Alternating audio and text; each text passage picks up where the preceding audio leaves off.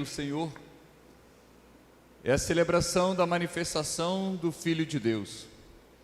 Nesse evangelho de hoje, eu queria, de uma forma sintetizada, destacar 6 pontos desse evangelho para que a gente possa refletir nesse dia. A primeira é a atitude dos 3 reis magos, de ir ao encontro do menino Jesus. Essa é a primeira. O fato de manifestar o desejo, a vontade de ir ao encontro do menino Jesus. O segundo ponto é que eles são guiados por aquilo que vem do céu. Eles não são guiados por vozes humanas, eles não são guiados por setas humanas, alguém que possa indicá-lo, não, mas o caminho certo, o verdadeiro caminho, ele vem do céu. O sinal que eles seguem não é o sinal terreno, mas é o sinal do céu, porque é a estrela que vai guiando os 3 reis magos. Nós precisamos aprender que a direção da nossa vida, aquilo que deve nos nortear, que deve indicar o nosso caminho, não é aquilo que vem do homem, mas é aquilo que vem do céu.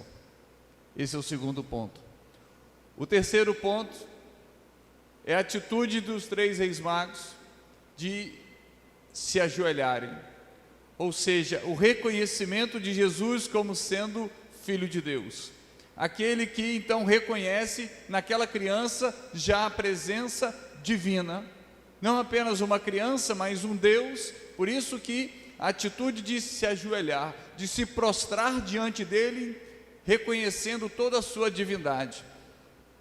Tal atitude deve ser também a nossa, de sermos aqueles que se ajoelham diante de Deus, aqueles que se prostram diante de Deus, aqueles que reconhecem a necessidade de se ajoelharem, de se colocarem diante de Deus, toda a nossa miséria, para que a gente possa experimentar a sua misericórdia.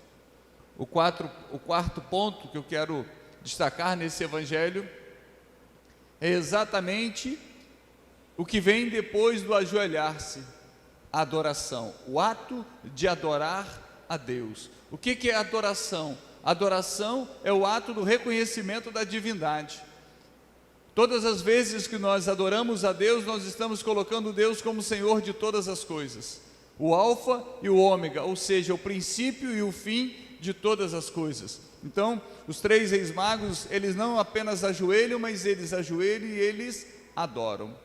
Depois, o 5º ponto, depois que eles se ajoelham, eles oferecem, abrem o cofre e oferecem ouro, incenso e mirra. Eu não quero nem entrar no ponto, né, do que significa cada um, né, o ouro, a sua realeza, enfim. Mas ontem, quando eu meditava sobre esse evangelho, o que me chamava muita atenção é que nós muitas das vezes, nas nossas orações, o que nós oferecemos a Deus? Nós oferecemos o nosso pecado, nós oferecemos as nossas misérias, nós oferecemos as nossas dores, nós oferecemos as nossas aflições, nós oferecemos tudo aquilo que nós ou temos dificuldades de conviver com elas, ou não queremos conviver com elas, nós oferecemos a Deus. Em outras palavras, a maioria das vezes, nós só oferecemos a Deus o nosso pior. E eles oferecem o quê? Ouro, incenso e mirra. O que eu falo para você hoje é que nós precisamos aprender a oferecer o nosso melhor para Deus, oferecer o ouro que nós temos dentro de nós. Precisamos oferecer coisas boas para Deus, porque a gente oferece o que? Senhor, toma as minhas dores, me ajuda nas minhas aflições, me ajuda a carregar a minha cruz, toma a minha miséria, toma o meu pecado, ou seja, tudo aquilo que para mim é incômodo, tudo para mim que é doloroso, tudo para mim, aquilo que eu convivo, que eu não gostaria, eu ofereço a Deus.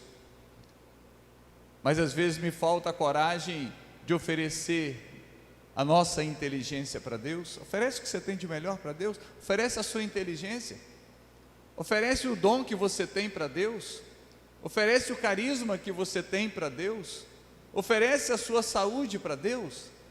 oferece a sua disponibilidade para Deus, oferece o que você tem de bom para Deus. Por que para Deus nós oferecemos só o pior?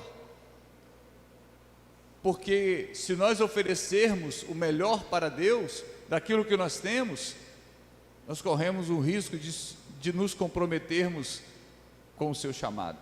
Por isso que as pessoas não querem oferecer aquilo que incomoda, aquilo que está sendo um fardo, aquilo que está sendo pesado. Mas oferecer para Deus o sorriso, oferecer para Deus: Senhor, eis-me aqui, pode me conduzir, pode me levar. Isso muitos não querem, porque vai se comprometer com Deus. Me desculpe, mas isso chega a ser até um ato de covardia para com Deus. Porque eu ofereço o que eu não quero, mas aquilo que Deus precisa de mim, ou quer precisar, né? Não necessariamente precisa, mas aquilo que eu posso oferecer de melhor para Deus: Senhor, toma a minha inteligência, usa a minha inteligência, porque talvez através dela eu possa fazer o bem a alguém. Usa, Senhor, do carisma que eu tenho, do dom que eu tenho. Tantas pessoas que têm dom de pintar, dom de fazer uma arte, dom de pregar, dom de tocar, dom de fazer tantas coisas, e a gente quer isso para nós, não para Deus. Porque se eu oferecer isso para Deus, eu corro o risco de ter compromisso com Ele. Então, o que eu faço? Eu sufoco, eu não ofereço para Deus. Eu ofereço sempre. E os 3 reis magos ofereceram o quê? Ofereceram o que eles tinham.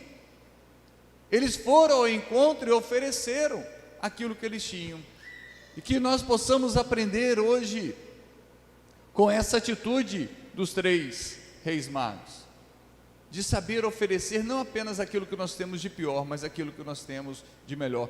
Quantos dons, quantas capacidades você tem, quantas coisas boas você tem, que às vezes não são oferecidas para Deus, às vezes não são ofertadas para Deus. E o 6º ponto, o obstáculo de todo esse evangelho, que foi o rei Herodes. Porque ao mesmo tempo que o rei Herodes diz para os 3 reis magos: vai até Belém, vê se você acha o menino, depois você volta para me falar. Na verdade, isso era um obstáculo, porque tanto que Deus então fala para eles em sonho, para eles retornarem para outro caminho, porque na verdade ele queria matar o menino. E como ele não consegue então identificar para matar o menino, depois ele manda matar todas as crianças abaixo de 2 anos. Ou seja, Herodes representa o obstáculo que nós temos de irmos ao encontro de Deus.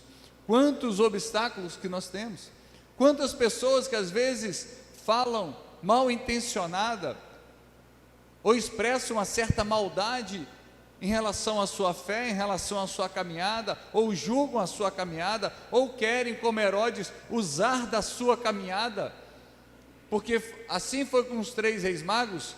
Ele quer usar da caminhada deles ao encontro para pegar uma informação para depois praticar uma maldade.